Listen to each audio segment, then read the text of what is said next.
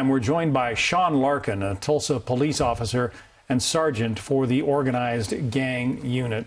Sean, everybody is saying, why? Why does a 26-year-old man walk into a church carrying a semi-automatic rifle and open fire? You have long police experience. What light can you shed on this? You know, it's just like we've talked about in some of these other deals, like Las Vegas, Columbine, Sandy Hook. Why are these individuals so angry, so distraught that they're wanting to take this out on these innocent victims?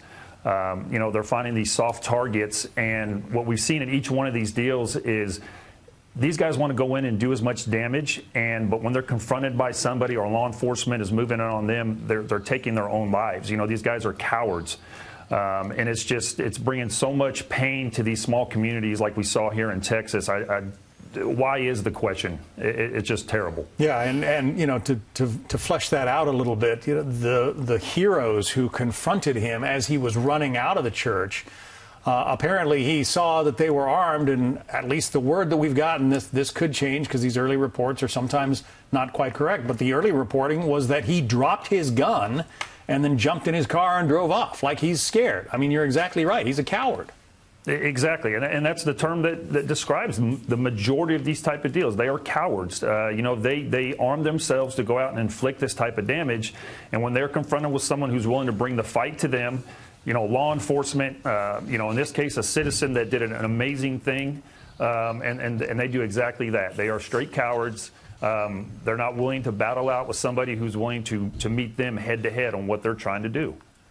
The indications are that he had been busted while he was in the Air Force, even jailed for domestic abuse on not only his wife, but his child. What does that tell you about the mindset of this shooter? Obviously he's got a violent individual. I've read some things this morning that's talked about even other girlfriends he's had, since that incident that have said he has stalked them.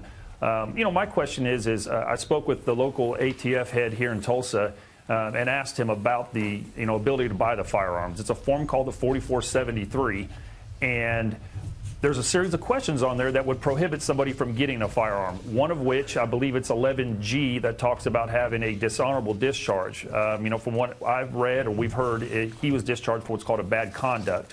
So that alone wouldn't prohibit him, but I believe it's 11I on the form. It talks about, have you been convicted for domestic violence in any court?